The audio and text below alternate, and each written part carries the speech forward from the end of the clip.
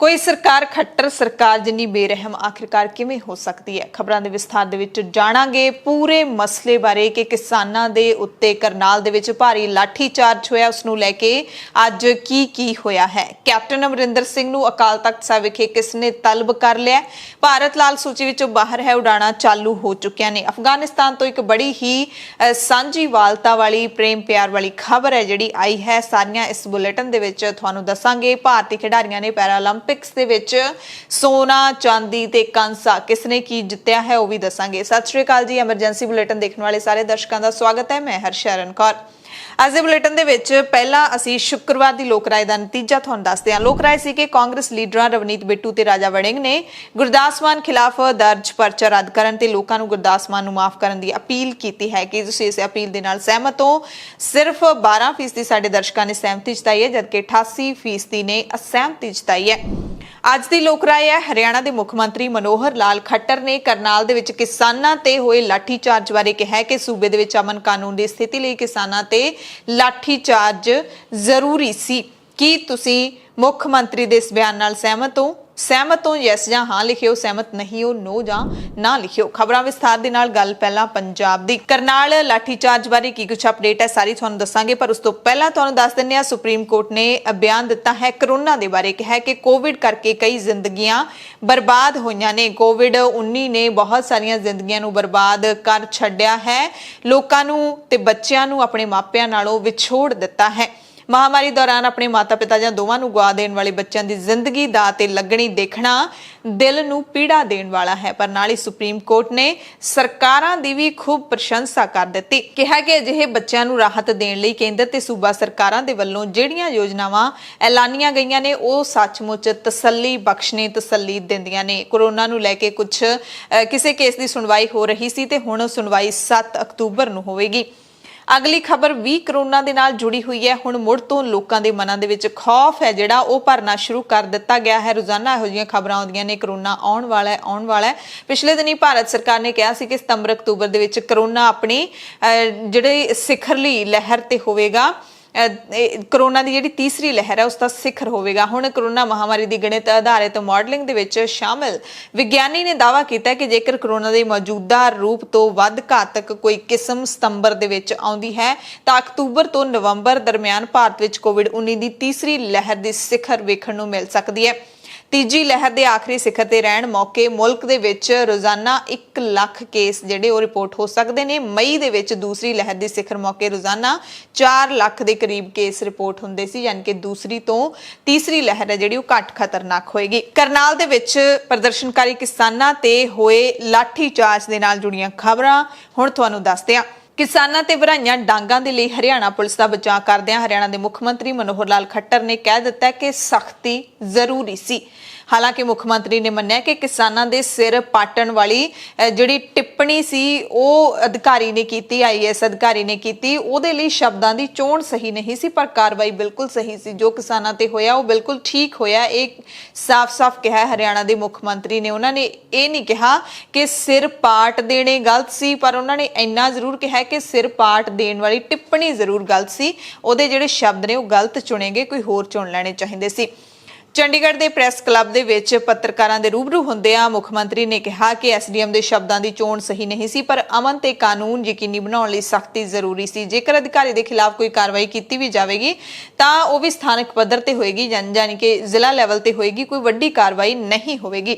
DGP ਇਸ ਪੂਰੇ ਮਾਮਲੇ ਨੂੰ ਦੇਖ ਰਹੇ ਨੇ ਤੇ ਸਖਤੀ ਕਰਨੀ ਜ਼ਰੂਰੀ ਸੀ ਉਸ ਵਕਤ ਦੇ ਹਾਲਾਤਾਂ ਨੂੰ ਦੇਖਦੇ ਹੋਏ। ਸੋ ਹਰਿਆਣਾ ਸਰਕਾਰ ਨੇ ਆਪਣਾ ਮਨਸ਼ਾ ਜਿਹੜਾ ਉਹ ਦੱਸ ਦਿੱਤਾ ਹੈ, ਆਪਣੀ ਮਨਸ਼ਾ ਦੱਸ ਦਿੱਤੀ ਹੈ ਕਿ ਅਸੀਂ ਕੀ ਕਰਾਂਗੇ ਤੇ ਕੀ ਨਹੀਂ ਕਰਾਂਗੇ। ਹੁਣ ਕਿਸਾਨ ਨੇ ਜਿਹੜੇ ਉਹ ਵੀ ਚੇਤਾਵਨੀਆਂ ਦੇ ਰਹੇ ਨੇ, ਉਹ ਵੀ ਅੱਗੇ ਤੁਹਾਨੂੰ ਦੱਸਦੇ ਹਾਂ।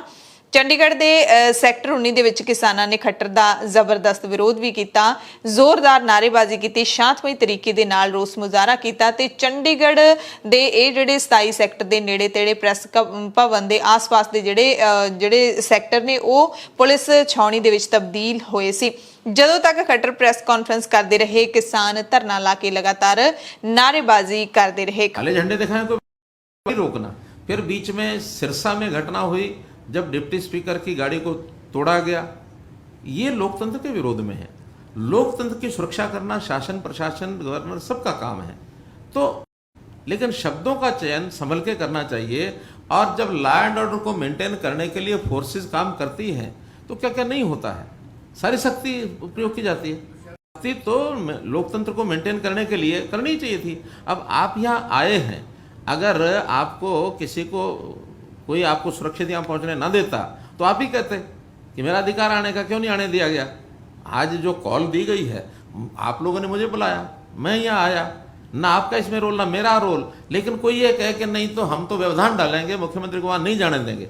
क्या इसको आप ठीक मानते हैं कि कल से मुझे जो फोन आ रहे हैं कि इनको सख्ती से निपटो? अपने लोग भी जब बिगड़ जाए, घर में बालक होता है, वो भी तो घर का होने के बाद भी बिगड़ जाता है कई बार। तो कोई घर का जो बड़ा होता है वो उस बालक को एक सीमा में तो उसके साथ व्यवहार किया जाता है ना। अब वो सीमा बदलती रहती है, एक सीमा ऐसी मुझे लगता है ये चीज़ें ठीक होंगी और पुलिस को आदेश हो जाते सख्ती से निपटो, तो क्या होता उस दिन। ਖੱਟਰ ਨੇ ਇੱਕ ਹੋਰ ਵੱਡਾ ਬਿਆਨ ਦਿੱਤਾ ਹੈ। ਹਰਿਆਣਾ ਦੇ ਵਿੱਚ ਅੰਦੋਲਨ ਪੰਜਾਬ ਦੇ ਸਿਰ ਮੜਿਆ, ਕਿਹਾ ਕਿ ਕਿਸਾਨ ਅੰਦੋਲਨ ਕਾਰਨ ਹਰਿਆਣਾ ਦੇ ਵਿੱਚ ਜੋ ਕੁਝ ਵੀ ਹੋ ਰਿਹਾ ਉਹਦੇ ਵਿੱਚ ਪੰਜਾਬ ਦਾ ਹੱਥ ਹੈ। ਕਹਿੰਦੇ ਜੇ ਅਜਿਹਾ ਨਾ ਹੁੰਦਾ ਤਾਂ ਕਿਸਾਨ ਲੀਡਰ ਬਲਵੀਰ ਸਿੰਘ ਰਾਜੇਵਾਲ ਪੰਜਾਬ ਦੇ ਮੁੱਖ ਮੰਤਰੀ ਕੈਪਟਨ ਅਮਰਿੰਦਰ ਸਿੰਘ ਨੂੰ ਲੱਡੂ ਨਾ ਖਵਾਉਂਦੇ।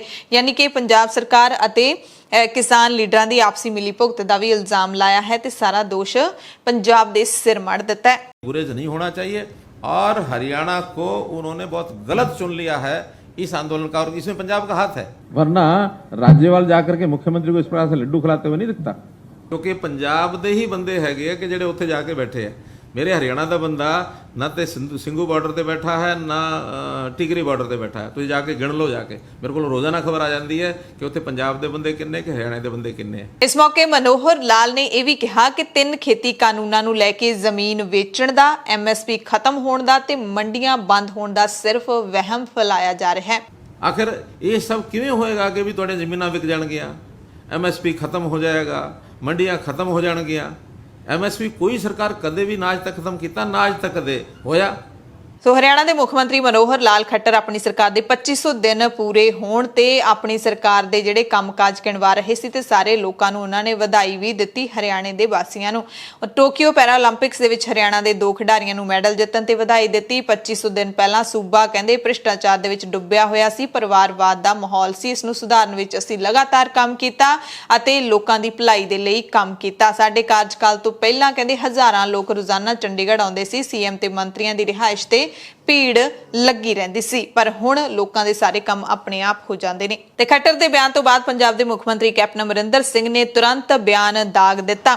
ਕੈਪਟਨ ਅਮਰਿੰਦਰ ਸਿੰਘ ਨੇ ਕਿਸਾਨਾਂ ਦੇ ਅੰਦੋਲਨ ਦੀ ਜ਼ਿੰਮੇਵਾਰੀ ਪੰਜਾਬ ਦੇ ਸਿਰ ਸੁੱਟ ਕੇ ਸ਼ਾਂਤਮਈ ਰੋਸ ਪ੍ਰਗਟਾ ਰਹੇ ਕਿਸਾਨਾਂ ਉੱਤੇ ਕੀਤੇ ਗਏ ਅਪਰਾਧਿਕ ਹਮਲੇ ਦਾ ਖੱਟਰ ਦੇ ਵੱਲੋਂ ਪੱਖ ਪੂਰਨ ਦੀ ਕਰੜੀ ਨਿਖੇਧੀ ਕੀਤੀ ਹੈ। ਕੈਪਟਨ ਨੇ ਖੱਟਰ ਦੀਆਂ ਟਿੱਪਣੀਆਂ ਬਾਰੇ ਕਿਹਾ ਕਿ ਹਰਿਆਣਾ ਸਰਕਾਰ ਦੇ ਕਿਸਾਨ ਵਿਰੋਧੀ ਏਜੰਡੇ ਦਾ ਪਰਦਾਫਾਸ਼ ਹੋਇਆ ਹੈ। ਕਿਸਾਨਾਂ ਦੇ ਰੋਸ ਤੇ ਬੇਚੈਨੀ ਦੇ ਲਈ ਪੰਜਾਬ ਨਹੀਂ BJP ਜ਼ਿੰਮੇਵਾਰ ਹੈ, ਇਹ ਕਿਹਾ ਕੈਪਟਨ ਨੇ। ਕਹਿੰਦੇ ਸ਼ਾਂਤਮਈ ਕਿਸਾਨਾਂ ਉੱਤੇ ਹਮਲਾ ਬੋਲਣ ਦੀ ਘਟਨਾ ਬਾਰੇ ਮੁੱਖ ਮੰਤਰੀ ਖੱਟਰ ਦੀਆਂ ਟਿੱਪਣੀਆਂ ਨੇ ਹਰਿਆਣਾ ਸਰਕਾਰ ਦੇ ਕਿਸਾਨ ਵਿਰੋਧੀ ਏਜੰਡੇ ਦਾ ਪਰਦਾਫਾਸ਼ ਕੀਤਾ। ਕੈਪਟਨ ਨੇ ਖੱਟਰ ਨੂੰ ਸਿੱਧਾ ਸੁਨੇਹਾ ਭੇਜਿਆ ਕਿ ਤੁਸੀਂ ਕਿਸਾਨਾਂ ਨੂੰ ਕੁੱਟਣ ਦੀ ਥਾਂ 3 ਖੇਤੀ ਕਾਨੂੰਨ ਰੱਦ ਕਰ ਦਿਓ, ਫਿਰ ਮੈਂ ਕਿਸਾਨ ਹੀ ਨਹੀਂ ਤੁਹਾਨੂੰ ਵੀ ਲੱਡੂ ਖਵਾਉਂਗਾ। ਕੈਪਟਨ ਅਮਰਿੰਦਰ ਸਿੰਘ ਨੇ ਹਰਿਆਣਾ ਦੇ ਲੀਡਰਾਂ ਨੂੰ ਇਹ ਵੀ ਕਿਹਾ ਕਿ ਤੁਹਾਨੂੰ ਇਹ ਨਹੀਂ ਦਿਸਦਾ ਕਿ ਤੁਹਾਡੇ ਆਪਣੇ ਹੀ ਸੂਬੇ ਦੇ ਕਿਸਾਨ ਉਹਨਾਂ ਪ੍ਰਤੀ ਉਦਾਸੀਨ ਰਵੱਈਆ ਅਪਣਾਉਣ ਤੇ ਖੇਤੀ ਕਾਨੂੰਨ ਰੱਦ ਕਰਨ ਲਈ ਤੁਹਾਡੀ ਪਾਰਟੀ BJP ਦੇ ਵੱਲੋਂ ਟਸ ਤੋਂ ਮਸ ਨਾ ਹੋਣ ਕਰਕੇ ਉਹ ਤੁਹਾਡੇ ਤੋਂ ਖਫਾ ਨੇ, ਕੀ ਤੁਹਾਨੂੰ ਨਹੀਂ ਦਿਖਦਾ। ਮੁੱਖ ਮੰਤਰੀ ਮਨੋਹਰ ਲਾਲ ਖੱਟਰ ਦੇ ਇਸ ਬਿਆਨ ਦਾ ਸੰਯੁਕਤ ਕਿਸਾਨ ਮੋਰਚੇ ਨੇ ਵੀ ਬਿਆਨ ਦਿੱਤਾ ਹੈ। ਮੋਰਚੇ ਦੇ ਲੀਡਰਾਂ ਨੇ ਕਿਹਾ ਕਿ CM ਮਨੋਹਰ ਲਾਲ ਖੱਟਰ ਵੱਲੋਂ ਹੱਤਿਆਰੇ ਅਧਿਕਾਰੀ ਦਾ ਬਚਾਅ ਕਰਨਾ ਸੱਚਮੁੱਚ ਜਿਹੜਾ ਡੂੰਘੇ ਸ਼ੋਕ ਵਾਲੀ ਗੱਲ ਹੈ। ਉਹਨਾਂ ਨੇ ਜਿਹੜਾ ਸੋਗ ਜ਼ਾਹਿਰ ਕੀਤਾ। ਮੋਰਚੇ ਦੇ ਲੀਡਰਾਂ ਨੇ ਕਿਹਾ ਕਿ ਖੱਟਰ ਦਾ ਸਿਰਫ ਇਹ ਕਹਿਣਾ ਕਿ ਸ਼ਬਦਾਂ ਦਾ ਗਲਤ ਇਸਤੇਮਾਲ ਕੀਤਾ ਗਿਆ ਬਹੁਤ ਹੀ ਹੈਰਾਨ ਕਰਨ ਵਾਲਾ ਬਿਆਨ ਹੈ। ਹਰਿਆਣਾ ਸਰਕਾਰ ਮੋਦੀ ਸਰਕਾਰ ਦੀ ਕਠਪੁਤਲੀ ਬਣ ਕੇ ਕੰਮ ਕਰਦੀ ਹੈ। ਮੋਰਚੇ ਦੇ ਲੀਡਰਾਂ ਨੇ ਕਿਹਾ ਕਿ ਸਤਪਾਲ ਮਲਿਕ ਵਰਗੇ BJP ਦੇ ਹੀ ਮੇਘਾਲਿਆ ਦੇ ਰਾਜਪਾਲ ਨੇ ਉਹ ਦੋਸ਼ੀ ਅਧਿਕਾਰੀ ਨੂੰ ਸਸਪੈਂਡ ਕਰਨ ਦੀ ਗੱਲ ਕਰ ਰਹੇ ਨੇ, ਪਰ ਤੁਸੀਂ ਕਿਸ ਤਰ੍ਹਾਂ ਦੀਆਂ ਗੱਲਾਂ ਕਰਦੇ ਹੋ।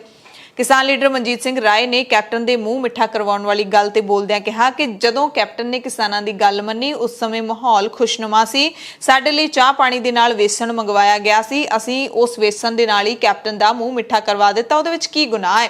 ਜੇ ਮੋਦੀ ਸਾਡੀ ਗੱਲ ਮੰਨ ਲੈਂਦੇ ਅਸੀਂ ਉਹਨਾਂ ਦਾ ਵੀ ਮੂੰਹ ਮਿੱਠਾ ਕਰਵਾਉਂਦੇ, ਪਰ ਇਹਨਾਂ ਨੇ ਤਾਂ ਸਾਡੇ 600 ਕਿਸਾਨ ਸ਼ਹੀਦ ਕਰਵਾ ਦਿੱਤੇ ਨੇ। ਸੋ ਕਿਸਾਨਾਂ ਦੇ ਦਿਲ ਤੇ ਹੁਣ ਲਕੀਰ ਬਣ ਗਈ ਹੈ। ਜੇ ਖੇਤੀ ਕਾਨੂੰਨ ਰੱਦ ਵੀ ਕਰ ਦੇਣ ਤਾਂ ਵੀ ਇਹਨਾਂ ਦਾ ਮੂੰਹ ਮਿੱਠਾ ਕਰਾਉਣ ਨੂੰ ਸਾਡਾ ਜੀ ਨਹੀਂ ਕਰਦਾ। ਤੇ ਉਹਨਾਂ ਨੇ ਕਿਹਾ ਕਿ ਖੱਟਰ ਨੂੰ ਸ਼ਰਮ ਆਉਣੀ ਚਾਹੀਦੀ ਹੈ। ਕਿੰਨੀ ਬੇਰਹਿਮੀ ਦੇ ਨਾਲ ਕਿਸਾਨਾਂ ਤੇ ਲਾਠੀ ਚਾਰਜ ਕੀਤਾ ਤੇ ਬਿਆਨ ਕਿਹੋ ਜਿਹੇ ਦੇ ਰਹੇ ਨੇ ਕਿਸਾਨ ਲੀਡਰ ਹਰਿੰਦਰ ਸਿੰਘ ਲੱਖੋਵਾਲ ਨੇ ਕਿਹਾ ਕਿ ਜੇ ਸਾਡੀ ਪੰਜਾਬ ਸਰਕਾਰ ਦੇ ਨਾਲ ਮਿਲੀ ਭੁਗਤ ਹੁੰਦੀ ਤਾਂ ਅਸੀਂ ਸੜਕਾਂ ਤੇ ਰੇਲਾਂ ਜਾਮ ਨਾ ਕਰਦੇ। ਕਰਨਾਲ ਲਾਠੀ ਚਾਰਜ ਨੂੰ ਲੈ ਕੇ ਕਿਸਾਨਾਂ ਨੇ ਕਢੌਂਦਾ ਦੇ ਵਿੱਚ ਹਰਿਆਣਾ ਦੇ ਕਢੌਂਦਾ ਵਿੱਚ ਮਹਾਪੰਚਾਇਤ ਕਰਕੇ 3 ਅਹਿਮ ਫੈਸਲੇ ਲਏ ਨੇ। ਇਸ ਮਹਾਪੰਚਾਇਤ ਨੂੰ ਹਰਿਆਣਾ ਦੇ ਕਿਸਾਨ ਲੀਡਰ ਗੁਰਨਾਮ ਸਿੰਘ ਚੜੂਨੀ ਨੇ ਸੰਬੋਧਨ ਕੀਤਾ। 6 ਸਤੰਬਰ ਦੇ ਲਈ ਅਲਟੀਮੇਟਮ ਦਿੰਦਿਆਂ ਸਰਕਾਰ ਨੂੰ 3 ਮੰਗਾਂ ਜਿਹੜੀਆਂ ਨੇ ਉਹ ਭੇਜੀਆਂ ਗਈਆਂ ਨੇ। ਕਿਸਾਨਾਂ ਨੇ ਕਿਹਾ ਕਿ ਕਰਨਾਲ ਦੇ ਐਸਡੀਐਮ ਆਯੁਸ਼ ਸਿਨਹਾ ਨੂੰ ਬਰਖਾਸਤ ਕਰਕੇ ਫੌਰੀ ਕੇਸ ਦਰਜ ਕੀਤਾ ਜਾਵੇ। ਮ੍ਰਿਤਕ ਕਿਸਾਨ ਦੇ ਪਰਿਵਾਰ ਨੂੰ 25 ਲੱਖ ਦਾ ਮੁਆਵਜ਼ਾ ਤੇ ਪਰਿਵਾਰ ਦੇ ਇੱਕ ਜੀ ਨੂੰ ਸਰਕਾਰੀ ਨੌਕਰੀ ਦੇਣ ਤੋਂ ਇਲਾਵਾ ਲਾਠੀਚਾਰਜ ਦੌਰਾਨ ਜ਼ਖਮੀ ਹੋਏ ਕਿਸਾਨਾਂ ਨੂੰ 2-2 ਲੱਖ ਰੁਪਏ ਦਾ ਮੁਆਵਜ਼ਾ ਦਿੱਤਾ ਜਾਵੇ। ਵਿਰੋਧ ਕਰਨ ਵਾਲੇ 100 ਕਿਸਾਨਾਂ ਤੇ ਮਾਮਲੇ ਦਰਜ ਕੀਤੇ ਗਏ ਨੇ, ਉਹ ਵਾਪਸ ਲਏ ਜਾਣ। ਇਸ ਦੇ ਨਾਲ ਹੀ ਚੜੂਨੀ ਨੇ ਕਿਸਾਨਾਂ ਨੂੰ 5 ਸਤੰਬਰ ਨੂੰ ਯੂਪੀ 'ਚ ਹੋਣ ਵਾਲੀ ਮਹਾਪੰਚਾਇਤ ਵਿੱਚ ਪਹੁੰਚਣ ਦੀ ਅਪੀਲ ਵੀ ਕੀਤੀ ਹੈ। ਕਿਸਾਨ ਲੀਡਰ ਨੇ ਚੜੂਨੀ ਨੇ ਚੇਤਾਵਨੀ ਦਿੱਤੀ ਹੈ ਕਿ ਜੇ 6 ਸਤੰਬਰ ਤੱਕ ਇਹ ਤਿੰਨੇ ਮੰਗਾਂ ਨਾ ਮੰਨੀਆਂ ਗਈਆਂ ਤਾਂ 7 ਸਤੰਬਰ ਨੂੰ ਕਰਨਾਲ ਦੇ ਵਿੱਚ ਮਿੰਨੀ ਸਕੱਤਰੇਤ ਦਾ ਘਿਰਾਓ ਕਰਾਂਗੇ। ਮੋਰਚੇ ਨੇ 25 ਸਤੰਬਰ ਦੇ ਭਾਰਤ ਬੰਦ ਨੂੰ ਸਫਲ ਬਣਾਉਣ ਦੀ ਵੀ ਅਪੀਲ ਕੀਤੀ ਹੈ ਤੇ ਦਿੱਲੀ ਦੇ ਵਿੱਚ ਸੰਵਿਧਾਨ ਬਚਾਓ ਦੇਸ਼ ਬਚਾਓ ਅਭਿਆਨ ਦਾ ਇੱਕ ਰਾਸ਼ਟਰੀ ਸੰਮੇਲਨ ਕਿਸਾਨ ਅੰਦੋਲਨ ਤੇ 25 ਸਤੰਬਰ ਦੇ ਭਾਰਤ ਬੰਦ ਦੇ ਸੱਦੇ ਨੂੰ ਸਮਰਥਨ ਦੇਣ ਦੇ ਲਈ ਬੁਲਾਇਆ ਗਿਆ ਹੈ। ਦਿੱਲੀ ਦੇ ਵਿੱਚ 31 ਅਗਸਤ ਨੂੰ उसमें जो दोषी अधिकारी हैं, चाहे उसमें एसडीएम है, चाहे उसमें पुलिस अधिकारी हैं, उन सब के ऊपर मुकदमा दर्ज कर दिया जाए।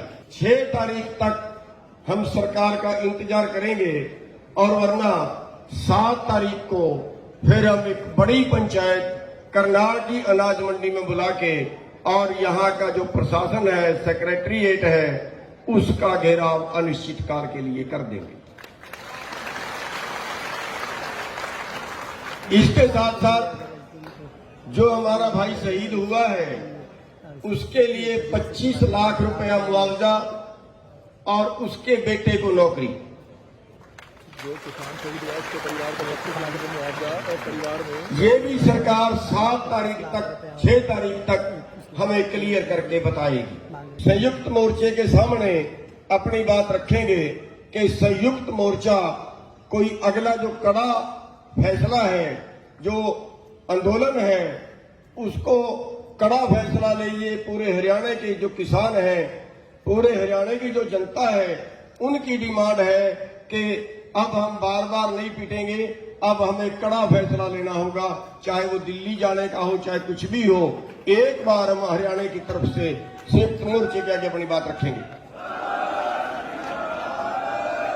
सिरसा ਦੇ ਵਿੱਚ ਵੀ ਕਿਸਾਨਾਂ ਨੇ ਸ਼ਹੀਦ ਭਗਤ ਸਿੰਘ ਸਟੇਡੀਅਮ 'ਚ ਧਰਨਾ ਲਾਇਆ ਤੇ ਸਰਕਾਰ ਖਿਲਾਫ ਜ਼ੋਰਦਾਰ ਨਾਅਰੇਬਾਜ਼ੀ ਕੀਤੀ। ਧਰਨਾਕਾਰੀਆਂ ਨੂੰ ਸੰਬੋਧਨ ਕਰਦਿਆਂ ਕਿਸਾਨ ਲੀਡਰਾਂ ਨੇ ਪੁਲਿਸ ਵੱਲੋਂ ਕਿਸਾਨਾਂ ਤੇ ਕੀਤੇ ਅੰਨੇ ਲਾਠੀ ਚਾਰਜ ਦੀ ਜਿੱਥੇ ਨਿਖੇਧੀ ਕੀਤੀ, ਉੱਥੇ ਹੀ ਬੀਜੇਪੀ ਜੇਜੇਪੀ ਸਰਕਾਰ ਦੀ ਤੁਲਨਾ ਤਾਲਿਬਾਨਾਂ ਦੇ ਨਾਲ ਕੀਤੀ। ਇੱਕ ਦਿਨ ਪਹਿਲਾਂ ਰਾਕੇਸ਼ ਟਿਕੈਤ ਨੇ ਵੀ ਹਰਿਆਣਾ ਸਰਕਾਰ ਨੂੰ ਤਾਲਿਬਾਨ ਦੀ ਸਰਕਾਰ ਕਿਹਾ ਸੀ। ਬੁਲਾਰਿਆਂ ਨੇ ਕਿਸਾਨਾਂ ਤੇ ਲਾਠੀ ਚਾਰਜ ਕਰਨ ਦਾ ਹੁਕਮ ਦੇਣ ਵਾਲੇ ਸਬ ਡਿਵੀਜ਼ਨਲ ਮੈਜਿਸਟ੍ਰੇਟ ਆਯੁਸ਼ ਸਿਨਹਾ ਨੂੰ ਤੁਰੰਤ ਬਰਖਾਸਤ ਕਰਨ ਦੀ ਮੰਗ ਕੀਤੀ ਅਤੇ ਕਿਸਾਨਾਂ ਤੇ ਕੀਤੇ ਕਾਤਲਾਨਾ ਹਮਲੇ ਦੇ ਲਈ ਉਹਨਾਂ ਦੇ ਖਿਲਾਫ ਕਤਲ ਦਾ ਪਰਚਾ ਜਾਂ ਫਿਰ ਕਤਲ ਦੀ ਕੋਸ਼ਿਸ਼ ਦਾ ਪਰਚਾ ਦਰਜ ਕਰਵਾਉਣ ਦੀ ਮੰਗ ਕੀਤੀ। ਕਿਸਾਨਾਂ ਨੇ ਚੇਤਾਵਨੀ ਦਿੱਤੀ ਕਿ ਜੇ ਇਸ ਅਧਿਕਾਰੀ ਖਿਲਾਫ ਕਾਰਵਾਈ ਨਾ ਕੀਤੀ ਤਾਂ ਅਸੀਂ ਆਪਣੇ ਅੰਦੋਲਨ ਨੂੰ ਹੋਰ ਤਿੱਖਾ ਕਰਾਂਗੇ। ਕਰਨਾਲ ਦੇ ਵਿੱਚ ਵੀ ਕਿਸਾਨਾਂ ਨੇ ਮਹਾਪੰਚਾਇਤ ਕੀਤੀ। ਐਸਡੀਐਮ ਆਯੂਸ਼ ਸਿਨਹਾ ਦੇ ਖਿਲਾਫ ਕੇਸ ਦਰਜ ਕਰਨ ਦੀ ਮੰਗ ਕੀਤੀ। ਜੇ ਸਰਕਾਰ 5 ਸਤੰਬਰ ਤੱਕ ਮੰਗਾਂ ਨਹੀਂ ਮੰਨਦੀ ਤਾਂ 7 ਸਤੰਬਰ ਨੂੰ ਪੰਚਾਇਤ ਕੀਤੀ ਜਾਏਗੀ। ਸਖਤ ਫੈਸਲੇ ਨੇ ਜਿਹੜੇ ਉਹ ਲਏ ਜਾਣਗੇ। ਮ੍ਰਿਤਕ ਕਿਸਾਨ ਦੇ ਪਰਿਵਾਰ ਲਈ 25 ਲੱਖ ਦਾ ਮੁਆਵਜ਼ਾ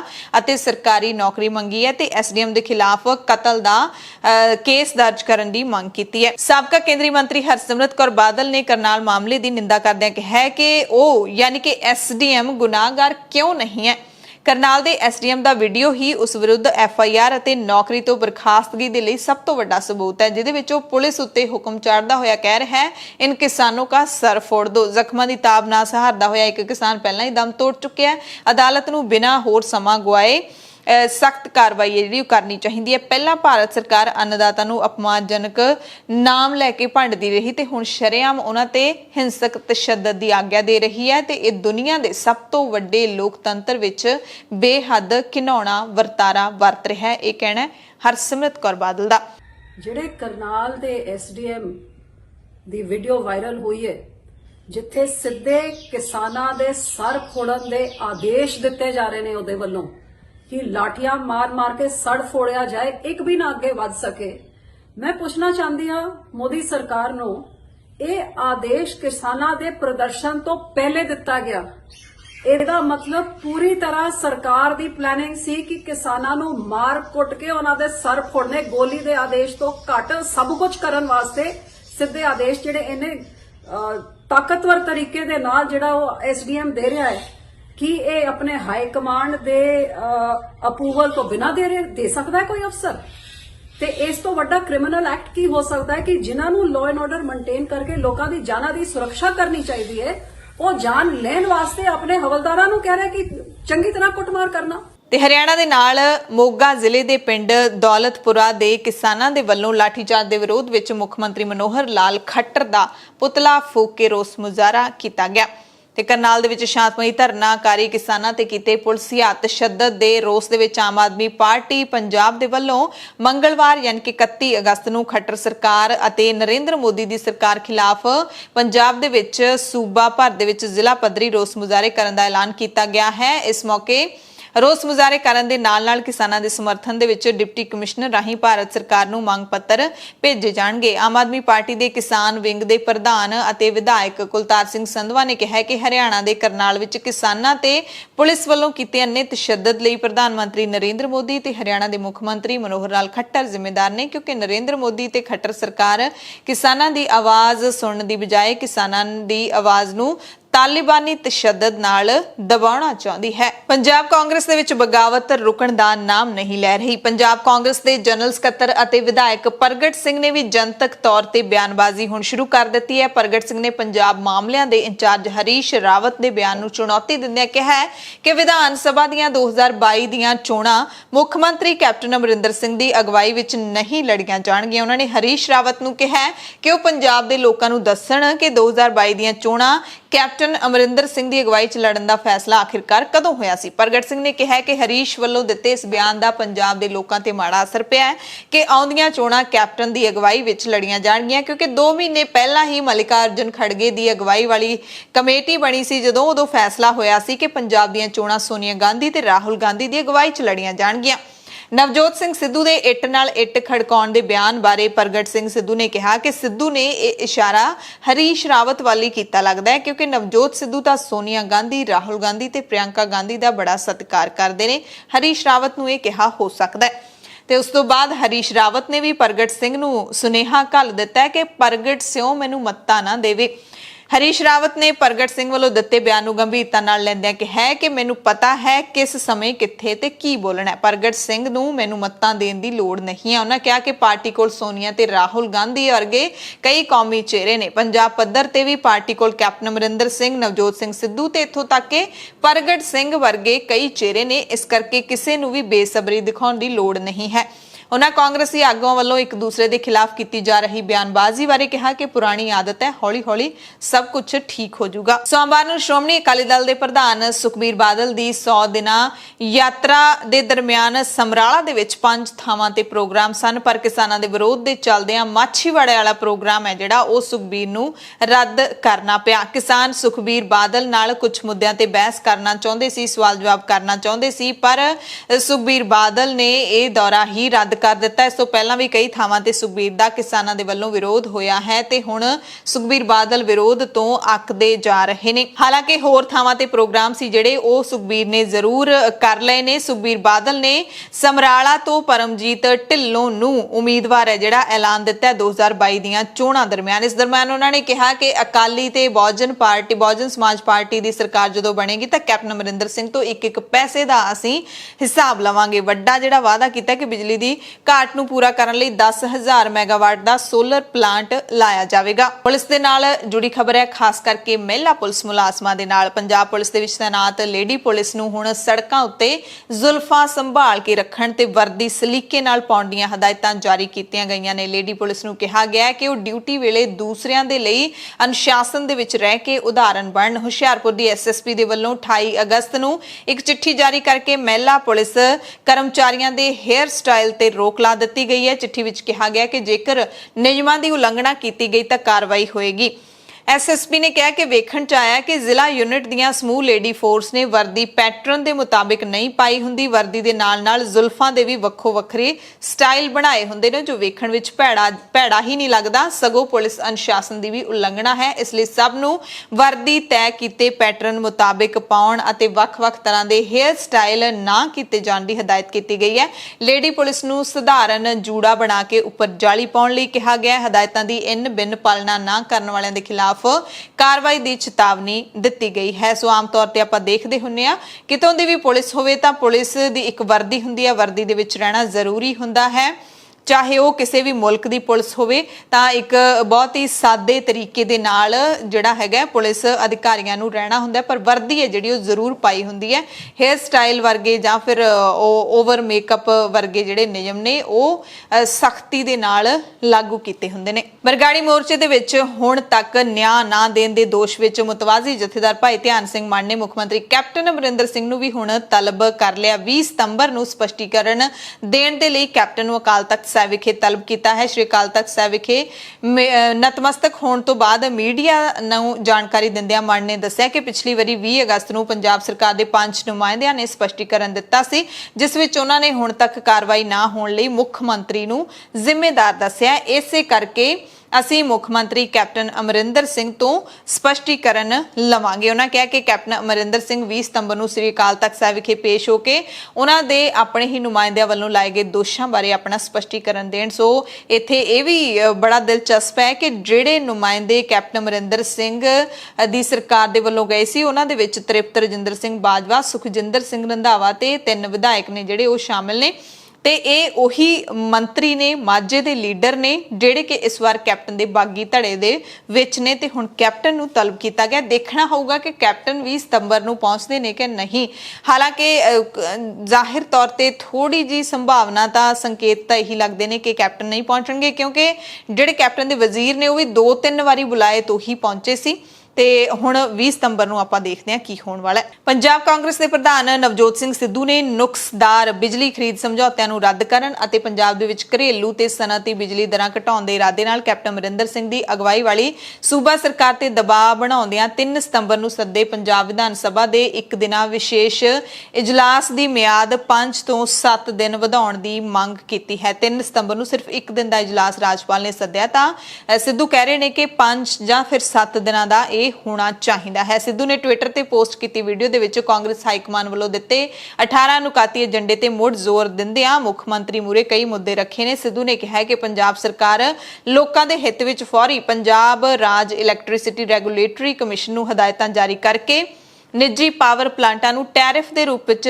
ਦਿੱਤੀ ਜਾ ਰਹੀ ਅਦਾਇਗੀ ਨੂੰ ਨਵੇਂ ਸਿਰੇ ਤੋਂ ਸੋਧੇ ਤਾਂ ਕਿ ਨੁਕਸਦਾਰ ਬਿਜਲੀ ਖਰੀਦ ਸਮਝੌਤੇ ਰੱਦ ਹੋ ਜਾਣ। ਸਿੱਧੂ ਨੇ ਕਿਹਾ ਕਿ ਵਿਧਾਨ ਸਭਾ ਦਾ 5 ਤੋਂ 7 ਦਿਨਾਂ ਸੈਸ਼ਨ ਸੱਦ ਕੇ ਨੁਕਸਦਾਰ ਬਿਜਲੀ ਖਰੀਦ ਸਮਝੌਤਿਆਂ ਨੂੰ ਰੱਦ ਕਰਨ ਲਈ ਨਵਾਂ ਕਾਨੂੰਨ ਲਿਆਂਦਾ ਜਾਵੇ। ਉਹਨਾਂ ਕਿਹਾ ਕਿ ਸੂਬਾ ਸਰਕਾਰ ਦੀ ਇਸ ਪੇਸ਼ਕਦਮੀ ਦੇ ਨਾਲ ਜਨਰਲ ਸ਼੍ਰੇਣੀ ਤਹਿਤ ਸਾਰੇ ਘਰੇਲੂ ਖਪਤਕਾਰਾਂ ਨੂੰ 300 ਯੂਨਿਟ ਬਿਜਲੀ ਮੁਫਤ ਦੇਣ ਦੇ ਵਿੱਚ ਮਦਦ ਮਿਲੇਗੀ। ਰੁੱਤਾਂ ਅਕਸਰ ਬਦਲਦੀਆਂ ਰਹਿੰਦੀਆਂ ਨੇ, ਪਰ ਅੱਜ ਕੱਲ ਜਿਹੜੀ ਪੰਜਾਬ 'ਚ ਰੁੱਤ ਚੱਲ ਰਹੀ ਹੈ ਨਾ, ਉਹ ਮੁੱਦਿਆਂ ਤੋਂ ਭਟਕਾਉਣ ਦੀ ਰੁੱਤ ਚੱਲ ਰਹੀ ਹੈ, ਡਿਫਲੈਕਟ ਕਰਨ ਦੀ ਰੁੱਤ ਚੱਲ ਰਹੀ ਹੈ। ਔਰ ਮੇਰੀ ਇੱਕੋ ਇੱਕ ਮਨਸ਼ਾ ਹੈ ਕਿ ਪੰਜਾਬੀਆਂ ਨੂੰ ਵਾਪਸ ਮੁੱਦੇ ਦੇ ਉੱਤੇ ਲਿਆ ਕੇ ਖੜਾਵਾਂ, ਕਿਉਂਕਿ ਪੰਜਾਬ ਦੇ ਕਲਿਆਣ ਦੇ ਵਿੱਚ ਮੇਰਾ ਕਲਿਆਣ ਔਰ ਸਭ ਦਾ ਕਲਿਆਣ ਨਿਹਿਤ ਹੈ।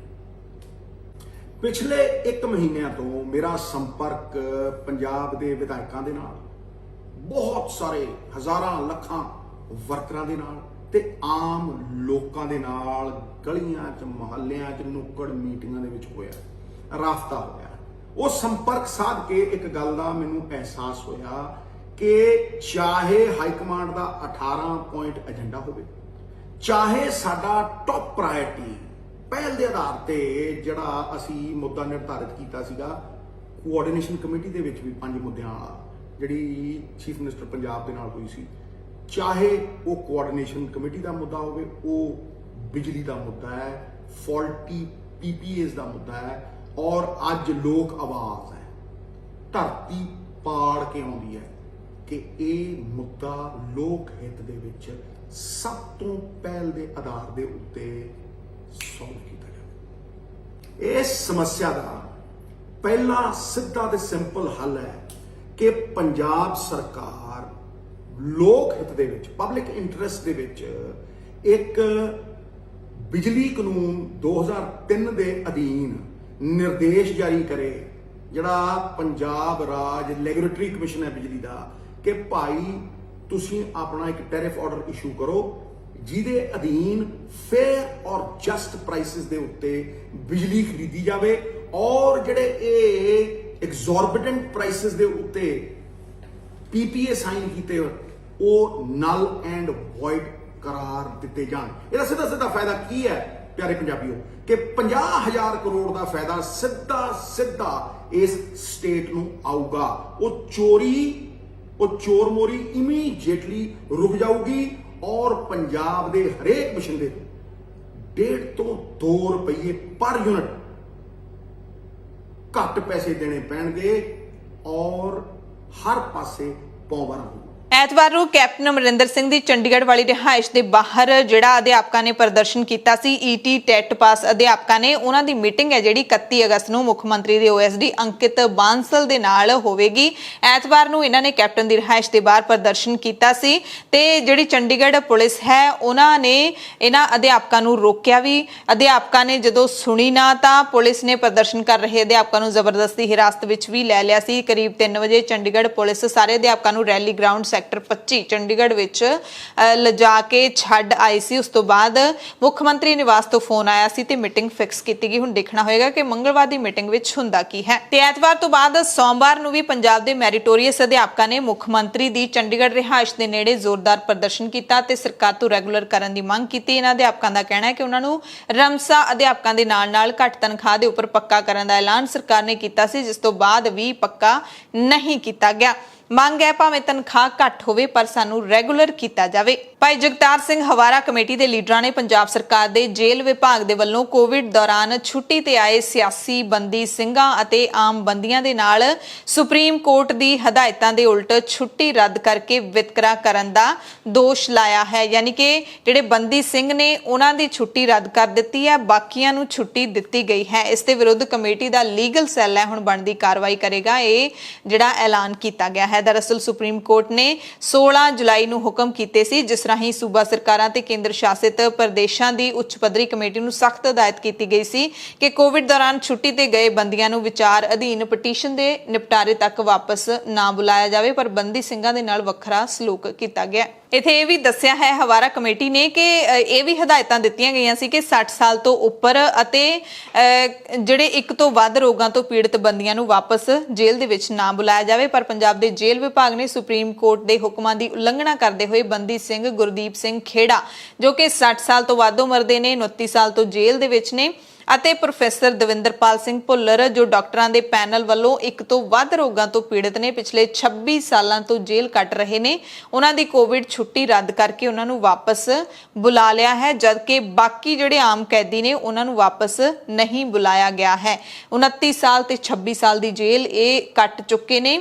ਹਾਲਾਂਕਿ ਜੇ ਉਮਰ ਕੈਦ ਵੀ ਹੋਵੇ ਤਾਂ ਉਹ ਵੀ 20 ਸਾਲ ਦੀ ਗਿਣੀ ਜਾਂਦੀ ਹੁੰਦੀ ਹੈ, ਪਰ ਇਹ ਜਿਹੜੇ ਸਿੱਖ ਸਿਆਸੀ ਕੈਦੀ ਨੇ ਇਹਨਾਂ ਨੂੰ ਸ਼ਾਇਦ ਜੇਲ੍ਹਾਂ ਦੇ ਵਿੱਚੋਂ ਕਦੇ ਵੀ ਰਿਹਾ ਨਹੀਂ ਕੀਤਾ ਜਾਏਗਾ। ਇੰਗਲੈਂਡ ਦੀ ਸਰਕਾਰ ਨੇ 8 ਅਗਸਤ ਨੂੰ ਭਾਰਤ ਦਾ ਨਾਮ ਲਾਲ ਸੂਚੀ ਚੋਂ ਹਟਾ ਕੇ ਐਂਬਰ ਸੂਚੀ ਦੇ ਵਿੱਚ ਸ਼ਾਮਲ ਕਰ ਦਿੱਤਾ ਸੀ, ਜਿਸ ਤੋਂ ਬਾਅਦ ਦੋਵਾਂ ਮੁਲਕਾਂ ਦੇ ਵਿੱਚ ਉਡਾਣਾਂ ਸ਼ੁਰੂ ਹੋਣ ਦਾ ਸਬਬ ਹੈ ਜਿਹੜਾ ਉਹ ਬਣ ਗਿਆ। ਦੋਵਾਂ ਦੇਸ਼ਾਂ ਦੇ ਵਸਨੀਕਾਂ ਦੀ ਮੰਗ ਦੇ ਮੱਦੇਨਜ਼ਰ 에ਅਰ ਇੰਡੀਆ 3 ਸਤੰਬਰ ਤੋਂ ਅੰਮ੍ਰਿਤਸਰ ਤੋਂ ਬਰਮਿੰਘਮ ਤੱਕ ਸਿੱਧੀ ਉਡਾਣ ਸ਼ੁਰੂ ਕਰਨ ਜਾ ਰਿਹਾ ਹੈ ਤੇ ਕੁਝ ਦਿਨ ਪਹਿਲਾਂ ਹੀ ਅੰਮ੍ਰਿਤਸਰ ਤੋਂ ਲੰਡਨ ਦੀ ਉਡਾਨ ਸ਼ੁਰੂ ਕੀਤੀ ਗਈ ਹੈ, ਜਿਸ ਨੂੰ ਭਰਵਾਂ ਹੁੰਗਾਰਾ ਮਿਲ ਰਿਹਾ ਹੈ। ਫਲਾਈ ਅੰਮ੍ਰਿਤਸਰ ਇਨੀਸ਼ੀਏਟਿਵ ਦੇ ਗਲੋਬਲ ਕਨਵੀਨਰ ਸਮੀਪ ਸਿੰਘ ਗੁਮਟਾਲਾ ਨੇ ਦੱਸਿਆ ਕਿ 에ਅਰ ਇੰਡੀਆ ਦੀ ਵੈਬਸਾਈਟ ਤੇ ਤਾਜ਼ਾ ਜਾਣਕਾਰੀ ਦੇ ਮੁਤਾਬਿਕ ਅੰਮ੍ਰਿਤਸਰ ਅਤੇ ਬਰਮਿੰਘਮ ਦੇ ਵਿਚਕਾਰ ਹਰ ਹਫਤੇ ਵਿੱਚ ਇੱਕ ਸਿੱਧੀ ਉਡਾਨ 3 ਸਤੰਬਰ ਤੋਂ ਸ਼ੁਰੂ ਹੋ ਰਹੀ ਹੈ। ਸ਼ੁੱਕਰਵਾਰ ਨੂੰ ਅੰਮ੍ਰਿਤਸਰ ਤੋਂ ਦੁਪਹਿਰੇ 3 ਵਜੇ ਉੱਡੇਗੀ। ਉਸੇ ਦਿਨ ਸ਼ਾਮ 5:20 ਤੇ ਬਰਮਿੰਘਮ ਪਹੁੰਚੇਗੀ ਤੇ ਸ਼ਨੀਵਾਰ ਸ਼ਾਮ ਨੂੰ 7:30 ਵਜੇ ਬਰਮਿੰਘਮ ਤੋਂ ਰਵਾਨਾ ਹੋ ਕੇ ਐਤਵਾਰ ਸਵੇਰੇ 7:35 ਤੇ ਅੰਮ੍ਰਿਤਸਰ ਪਹੁੰਚੇਗੀ। ਹਾਲਾਂਕਿ ਗੁਮਟਾਲਾ ਨੇ ਕਿਹਾ ਕਿ 10 ਲੱਖ ਤੋਂ ਵੱਧ ਪੰਜਾਬੀ ਨੇ ਜਿਹੜੇ ਯੂਕੇ 'ਚ ਰਹਿੰਦੇ ਨੇ। ਲੰਡਨ ਦੇ ਹੀਥਰੋ ਤੇ ਬਰਮਿੰਘਮ ਦੇ ਲਈ ਹਫਤੇ ਵਿੱਚ ਘੱਟੋ-ਘੱਟ 3 ਉਡਾਣਾਂ ਨੇ ਜਿਹੜੀਆਂ ਉਹ ਜ਼ਰੂਰ ਹੋਣੀਆਂ ਚਾਹੀਦੀਆਂ ਨੇ। ਕਰੋਨਾ ਵਾਇਰਸ ਦੇ ਘਟਦੇ ਹੋਏ ਕੇਸਾਂ ਨੂੰ ਦੇਖਦੇ ਹੋਏ ਯੂਕੇ ਸਰਕਾਰ ਵੱਲੋਂ ਜਿਹੜਾ ਅਗਸਤ ਦੇ ਮਹੀਨੇ ਦੇ ਸ਼ੁਰੂ ਵਿੱਚ ਭਾਰਤ ਤੋਂ ਆਉਣ ਵਾਲੇ ਯਾਤਰੀਆਂ ਤੇ ਪਾਬੰਦੀਆਂ ਲਗਾਈਆਂ ਗਈਆਂ ਸਨ ਤੇ ਭਾਰਤ ਨੂੰ ਰੈੱਡ ਲਿਸਟ ਵਿੱਚ ਰੱਖਿਆ ਗਿਆ ਸੀ ਤੇ ਉਸ ਨੂੰ ਥੱਲੇ ਡਾਊਨਗ੍ਰੇਡ ਕੀਤਾ ਗਿਆ ਐਂਬਰ ਲਿਸਟ ਵਿੱਚ। ਉਸ ਤੋਂ ਬਾਅਦ ਭਾਰਤ ਤੇ ਯੂਕੇ ਦਰਮਿਆਨ ਉਡਾਣਾਂ ਦੀ ਜਿਹੜੀ ਗਿਣਤੀ ਸੀ ਉਹ ਵਧੀ ਤੇ ਅੰਮ੍ਰਿਤਸਰ ਤੋਂ ਸਿੱਧੀ 16 ਅਗਸਤ ਤੋਂ ਜਿਹੜੀ ਹੈ ਅੰਮ੍ਰਿਤਸਰ ਲੰਡਨ ਹੀਥਰੋ ਹਫਤੇ ਵਿੱਚ ਇੱਕ ਦਿਨ ਜਿਹੜੀ ਉਡਾਨ ਜਿਹੜੀ ਸੋਮਵਾਰ ਤੇ ਮੰਗਲਵਾਰ ਚੱਲਦੀ ਹੈ ਫਿਰ ਤੋਂ ਸ਼ੁਰੂ ਹੋਈ ਹੈ। ਇਸ ਤੋਂ ਬਾਅਦ ਜਿਹੜੀ ਵੱਡੀ ਮੰਗ ਸੀਗੀ ਕਿ ਅੰਮ੍ਰਿਤਸਰ ਬਰਮਿੰਘਮ ਉਡਾਨ ਨੂੰ ਵੀ ਸ਼ੁਰੂ ਕੀਤਾ ਜਾਵੇ ਤੇ ਪੰਜਾਬੀਆਂ ਲਈ ਚੰਗੀ ਖਬਰ ਏਅਰ ਇੰਡੀਆ ਵੱਲੋਂ ਅੰਮ੍ਰਿਤਸਰ ਬਰਮਿੰਘਮ ਸਿੱਧੀ ਉਡਾਨ ਜਿਹੜੀ ਹੈ ਉਹ 3 ਸਤੰਬਰ ਤੋਂ ਫਿਰ ਤੋਂ ਸ਼ੁਰੂ ਕੀਤੀ ਜਾ ਰਹੀ ਹੈ। ਅੰਮ੍ਰਿਤਸਰ ਤੋਂ ਇਹ ਉਡਾਨ ਬੋਇੰਗ ਦਾ ਡ੍ਰੀਮਲਾਈਨਰ 787 ਜਹਾਜ਼ ਤੇ ਦੁਪਹਿਰੇ 3 ਵਜੇ ਚੱਲ ਕੇ ਯੂਕੇ ਬਰਮਿੰਘਮ ਦੇ ਸਮੇਂ ਅਨੁਸਾਰ ਸ਼ਾਮ ਨੂੰ 5:20 ਤੇ ਪਹੁੰਚੇਗੀ ਤੇ ਉੱਥੋਂ ਹੀ ਸ਼ਾਮ ਨੂੰ ਫਿਰ ਇਹ ਫਲਾਈਟ ਜਿਹੜੀ ਹੈ 7:30 ਵਜੇ ਉਡਾਨ ਲੈ ਕੇ ਤੇ ਫਿਰ ਅਗਲੇ ਦਿਨ ਐਤਵਾਰ ਨੂੰ ਸਵੇਰੇ ਜਿਹੜੀ ਹੈ ਤਕਰੀਬਨ 7:30 ਵਜੇ ਅੰਮ੍ਰਿਤਸਰ ਪਹੁੰਚੇਗੀ। ਜੇਕਰ ਸਥਿਤੀ ਇੰਪਰੂਵ ਹੁੰਦੀ ਹੈ ਤੇ ਸਾਨੂੰ ਯਕੀਨ ਹੈ ਕਿ ਏਅਰ ਇੰਡੀਆ ਜਿਹੜੀ ਹੈ ਇਸ ਦੀ ਫ੍ਰੀਕੁਐਂਸੀ ਜ਼ਰੂਰ ਵਧਾਏਗੀ ਤੇ ਇਸੇ ਤਰ੍ਹਾਂ ਏਅਰ ਇੰਡੀਆ ਵੱਲੋਂ ਇਹ ਬਹੁਤ ਹੀ ਵੈਲਕਮ ਸਟੈਪ ਜੋ ਕਿ ਇਹ ਫਲਾਈਟ ਸ਼ੁਰੂ ਕੀਤੀ ਗਈ ਹੈ ਤੇ ਨਾਲ ਦੀ ਨਾਲ ਉਮੀਦ ਹੈ ਕਿ ਅੰਮ੍ਰਿਤਸਰ ਤੋਂ ਹੋਰ ਜਿਹੜੀਆਂ ਉਡਾਨਾਂ ਨੇ ਉਹ ਹੁਣ ਫਿਰ ਤੋਂ ਸ਼ੁਰੂ ਹੋਣਗੀਆਂ। ਖਾਸ ਕਰਕੇ ਅੰਮ੍ਰਿਤਸਰ ਰੋਮ ਜਿਹੜੀ ਉਡਾਨ ਹੈ ਉਹ ਸਸਪੈਂਡ ਹੈ ਕਿਉਂਕਿ ਇਟਲੀ ਨੇ ਰਿਸਟ੍ਰਿਕਸ਼ਨਸ ਲਗਾਈਆਂ ਨੇ। ਸੋ ਜਦੋਂ ਰਿਸਟ੍ਰਿਕਸ਼ਨਸ ਖਤਮ ਹੋਣਗੀਆਂ ਅੰਮ੍ਰਿਤਸਰ ਰੋਮ ਜਿਹੜੀ ਸਿੱਧੀ ਹਫਤੇ ਵਿੱਚ ਇੱਕ ਦਿਨ ਉਡਾਨ ਸੀ ਉਸ ਨੂੰ ਮੁੜ ਤੋਂ ਵੀ ਸ਼ੁਰੂ ਕੀਤਾ ਜਾਏਗਾ। ਅਫਗਾਨਿਸਤਾਨ ਦੀਆਂ ਕੁਝ ਅਹਿਮ ਅਪਡੇਟਸ ਤੁਹਾਨੂੰ ਦੱਸ ਦਿੰਦੇ ਹਾਂ। ਇਤਿਹਾਸ ਗਵਾਹ ਹੈ ਕਿ ਜਦੋਂ ਕਿਤੇ ਵੀ ਇੱਕ ਮੁਲਕ ਦੋ ਹਿੱਸਿਆਂ ਦੇ ਵਿੱਚ ਵੰਡਿਆ ਜਾਂਦਾ ਹੈ ਜਾਂ ਫਿਰ ਦੋ ਮੁਲਕ ਆਪਸ ਦੇ ਵਿੱਚ ਯੁੱਧ ਕਰਦੇ ਨੇ ਤਾਂ ਜਿਹੜੀਆਂ ਇਨਸਾਨੀ ਰਿਸ਼ਤਿਆਂ ਦੀਆਂ ਮਿਸਾਲਾਂ ਨੇ ਜਿਹੜੀਆਂ ਹਮੇਸ਼ਾ ਕਾਇਮ ਹੁੰਦੀਆਂ ਨੇ ਕਿਉਂਕਿ ਇਨਸਾਨੀ ਰਿਸ਼ਤੇ ਫਿਰ ਵੀ ਕਿਤੇ ਨਾ ਕਿਤੇ ਬਚੇ ਰਹਿੰਦੇ ਨੇ। ਲੜਾਈਆਂ ਨੇ ਜਿਹੜੀਆਂ ਯੁੱਧ ਹੈਗੇ ਨੇ ਜਿਹੜੇ ਉਹ ਸਿਆਸਤਦਾਨਾਂ ਦੇ ਪੈਦਾ ਕੀਤੇ ਹੁੰਦੇ ਨੇ। ਆਮ ਲੋਕ ਕਦੇ ਵੀ ਇੱਕ ਦੂਸਰੇ ਤੋਂ ਵੱਖ ਨਹੀਂ ਰਹਿਣਾ ਚਾਹੁੰਦੇ। ਅਫਗਾਨਿਸਤਾਨ ਦੀ ਗੱਲ ਕਰਾਂਗੇ ਕਿਉਂਕਿ ਇੱਥੇ ਜਲਾਲਾਬਾਦ ਸ਼ਹਿਰ ਦੇ ਵਿੱਚ ਤਾਲਿਬਾਨੀ ਤਸ਼ੱਦਦ ਦੇ ਖੌਫਨਾਕ ਦੌਰ ਦੇ ਵਿੱਚ ਵੀ ਮਨੁੱਖੀ ਰਿਸ਼ਤਿਆਂ ਦੀਆਂ ਕੁਝ ਪੀੜ ਭਰੀਆਂ ਕਹਾਣੀਆਂ ਜਿਹੜੀਆਂ ਰਚੀਆਂ ਜਾ ਰਹੀਆਂ ਨੇ।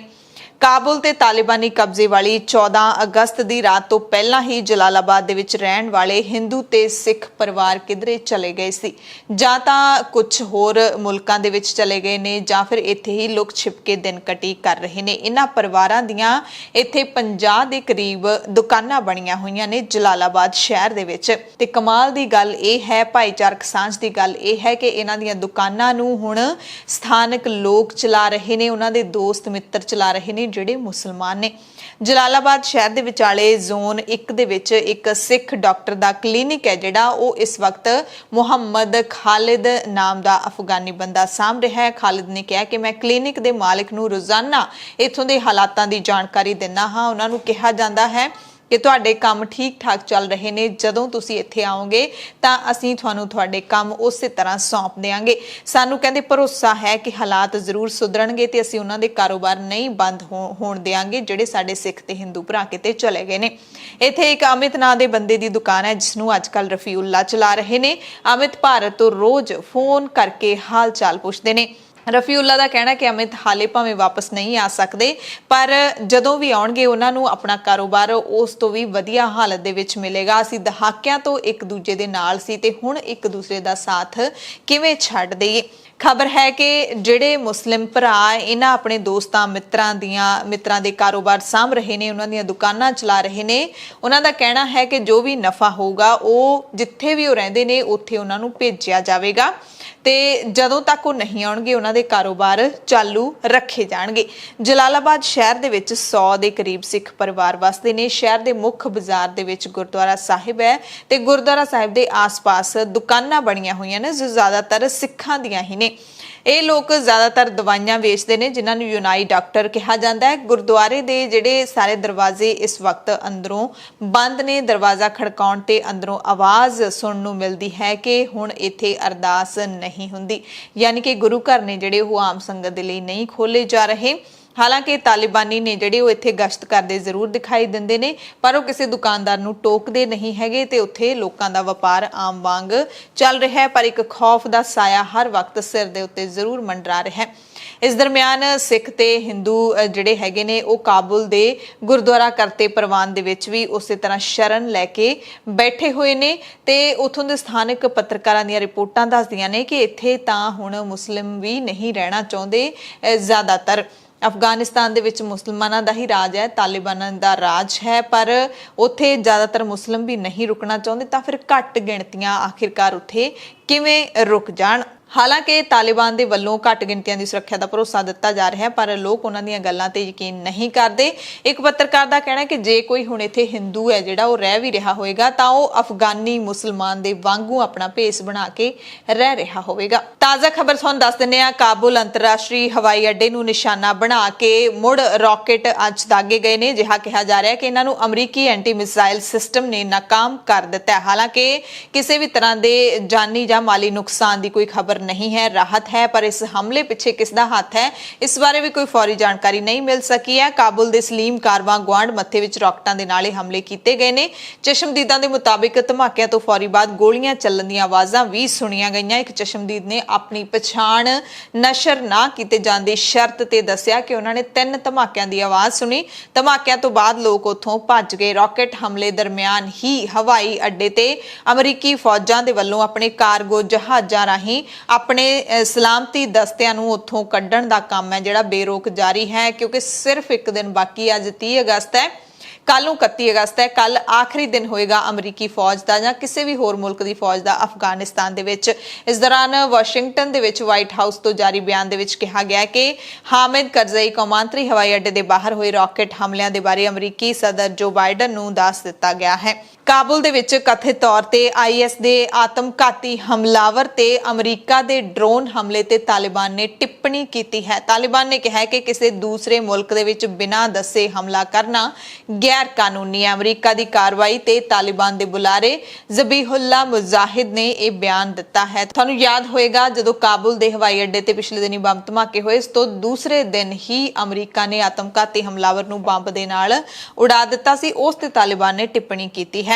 ਸਰਕਾਰੀ ਟੀਵੀ ਚੈਨਲ CGTN ਦੇ ਨਾਲ ਗੱਲਬਾਤ ਕਰਦੇ ਹੋਏ ਬੁਲਾਰੇ ਨੇ ਕਿਹਾ ਕਿ ਅਮਰੀਕਾ ਨੇ ਇਹ ਹਮਲਾ ਤਾਲਿਬਾਨ ਨੂੰ ਸੂਚਿਤ ਕੀਤੇ ਬਿਨਾਂ ਹੀ ਕੀਤਾ ਹੈ ਤੇ ਅਮਰੀਕਾ ਦੇ ਵੱਲੋਂ ਇਸ ਤਰ੍ਹਾਂ ਕਿਸੇ ਦੂਸਰੇ ਮੁਲਕ ਦੇ ਵਿੱਚ ਵੜ ਕੇ ਹਮਲਾ ਕਰਨਾ ਗੈਰ ਕਾਨੂੰਨੀ ਹੈ। ਉਧਰ ਚੀਨ ਦੇ ਬਿਆਨਾਂ ਨੂੰ ਦੇਖ ਕੇ ਲੱਗਦਾ ਹੈ ਕਿ ਉਹ ਤਾਲਿਬਾਨ ਦੇ ਜ਼ਿਆਦਾ ਹੀ ਫੈਨ ਹੋ ਗਏ ਨੇ। ਚੀਨ ਨੇ ਕਿਹਾ ਕਿ ਅਮਰੀਕਾ ਸਮੇਤ ਪੂਰੀ ਦੁਨੀਆ ਨੂੰ ਤਾਲਿਬਾਨ ਦੀ ਮਦਦ ਕਰਨੀ ਚਾਹੀਦੀ ਹੈ। ਚੀਨ ਦੇ ਵਿਦੇਸ਼ ਮੰਤਰੀ ਵਾਂਗ ਜੀ ਨੇ ਅਮਰੀਕੀ ਵਿਦੇਸ਼ ਮੰਤਰੀ ਐਂਟਨੀ ਬਲਿੰਕਨ ਨੂੰ ਕਿਹਾ ਕਿ ਅਫਗਾਨਿਸਤਾਨ ਦੇ ਵਿੱਚ ਜਿਹੜੇ ਤਾਜ਼ਾ ਹਾਲਾਤ ਨੇ ਉਹਨਾਂ ਨੂੰ ਦੇਖਦੇ ਹੋਏ ਜ਼ਰੂਰੀ ਹੋ ਗਿਆ ਕਿ ਦੁਨੀਆ ਦੇ ਸਾਰੇ ਮੁਲਕ ਤਾਲਿਬਾਨ ਦੇ ਨਾਲ ਸੰਪਰਕ ਸਥਾਪਿਤ ਕਰਨ। ਵਾਂਗ ਜੀ ਨੇ ਤਾਲਿਬਾਨ ਦੀ ਅਗਵਾਈ ਵਾਲੀ ਅਫਗਾਨੀ ਸਰਕਾਰ ਦੀ ਮਦਦ ਕਰਨ ਦਾ ਮੁੱਦਾ ਵੀ ਚੁੱਕਿਆ। ਉਹਨਾਂ ਕਿਹਾ ਕਿ ਅਮਰੀਕਾ ਨੂੰ ਕੌਮਾਂਤਰੀ ਭਾਈਚਾਰੇ ਦੇ ਨਾਲ ਮਿਲ ਕੇ ਕੰਮ ਕਰਨ ਦੀ ਲੋੜ ਹੈ ਤਾਂ ਕਿ ਅਫਗਾਨਿਸਤਾਨ ਨੂੰ ਬਹੁਤ ਜ਼ਰੂਰੀ ਆਰਥਿਕ, ਮਨੁੱਖੀ ਤੇ ਰੋਜ਼ੀ ਰੋਟੀ ਦੇ ਨਾਲ ਜੁੜਿਆ ਸਹਿਯੋਗ ਦਿੱਤਾ ਜਾ ਸਕੇ। BBC ਦੇ ਤਾਲਿਬਾਨੀ ਸੂਤਰਾਂ ਦੇ ਮੁਤਾਬਿਕ ਤਾਲਿਬਾਨ ਦੇ ਸਭ ਤੋਂ ਸੀਨੀਅਰ ਲੀਡਰ ਮੁੱਲਾ ਹਿਬਤੁੱਲਾ ਅਖੁੰਦਜ਼ਾਦਾ ਕੰਧਾਰ ਦੇ ਵਿੱਚ ਨੇ ਤੇ ਬਹੁਤ ਜਲਦੀ ਲੋਕਾਂ ਦੇ ਸਾਹਮਣੇ ਆਉਣਗੇ।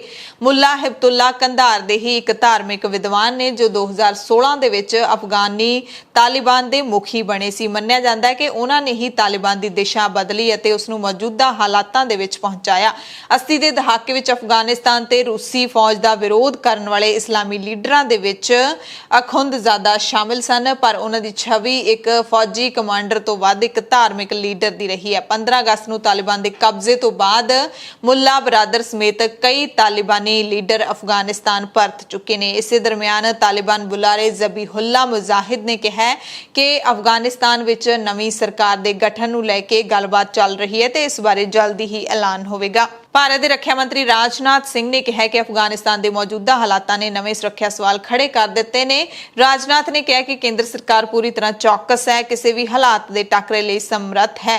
ਕਿਸੇ ਵੀ ਦੇਸ਼ ਵਿਰੋਧੀ ਤਾਕਤ ਨੂੰ ਅਫਗਾਨਿਸਤਾਨ ਨੂੰ ਦਰਪੇਸ਼ ਮੌਜੂਦਾ ਸੰਕਟ ਦਾ ਲਾਹਾ ਲੈਂਦਿਆਂ ਸਰਹੱਦ ਪਾਰੋਂ ਅੱਤਵਾਦ ਨੂੰ ਹੱਲਾਸ਼ੇਰੀ ਦੇਣ ਦੀ ਇਜਾਜ਼ਤ ਨਹੀਂ ਦਿੱਤੀ ਜਾਏਗੀ। ਇਹਨਾਂ ਸਾਰੀਆਂ ਅਪਡੇਟਸ ਦੇ ਦਰਮਿਆਨ ਤਾਲਿਬਾਨੀ ਲੜਾਕਿਆਂ ਤੇ ਅਫਗਾਨੀ ਲੋਕ ਗਾਇਕ ਫਵਾਦ ਅੰਦਰਾਬੀ ਦਾ ਕਤਲ ਕਰਨ ਦਾ ਦੋਸ਼ ਲੱਗਿਆ। ਪਰਿਵਾਰ ਨੇ ਐਤਵਾਰ ਨੂੰ ਇਹ ਦਾਅਵਾ ਕੀਤਾ ਹੈ। ਲੋਕ ਗਾਇਕ ਦੇ ਕਤਲ ਨਾਲ ਇਹ ਖਦਸ਼ੇ ਮੁੜ ਤੋਂ ਜਗ ਜ਼ਾਹਿਰ ਹੋ ਗਏ ਨੇ ਕਿ ਤਾਲਿਬਾਨ ਮੁਲਕ ਦੇ ਵਿੱਚ ਆਪਣਾ ਜ਼ੋਰ ਜ਼ਬਰਦਸਤੀ ਵਾਲਾ ਰਾਜ ਚਲਾ ਸਕਦਾ ਹੈ। ਲੋਕ ਗਾਇਕ ਨੂੰ ਸ਼ੁੱਕਰਵਾਰ ਨੂੰ ਅੰਦਰਾਬੀ ਵਾਦੀ ਦੇ ਵਿੱਚ ਗੋਲੀਆਂ ਮਾਰੀਆਂ ਗਈਆਂ। ਇਹ ਇਲਾਕਾ ਕਾਬੁਲ ਦੇ ਉੱਤਰ 'ਚ 100 ਕਿਲੋਮੀਟਰ ਦੂਰ ਬਾਗਲਾਨ ਸੂਬੇ ਦੇ ਵਿੱਚ ਪੈਂਦਾ ਹੈ। ਅੰਦਰਾਬੀ ਦੇ ਪੁੱਤਰ ਜਵਾਦ ਅੰਦਰਾਬੀ ਨੇ ਦੱਸਿਆ ਕਿ ਇੱਕ ਤਾਲਿਬਾਨ ਪਹਿਲਾਂ ਉਹਨਾਂ ਦੇ ਘਰ ਆਇਆ ਸੀ, ਚਾਹ ਪੀ ਕੇ ਗਿਆ, ਪਰ ਬਾਅਦ 'ਚ ਪਤਾ ਨਹੀਂ ਕੀ ਹੋਇਆ ਕਿ ਉਸਨੇ ਸ਼ੁੱਕਰਵਾਰ ਨੂੰ ਮੇਰੇ ਪਿਓ ਦਾ ਕਤਲ ਕਰ ਦਿੱਤਾ।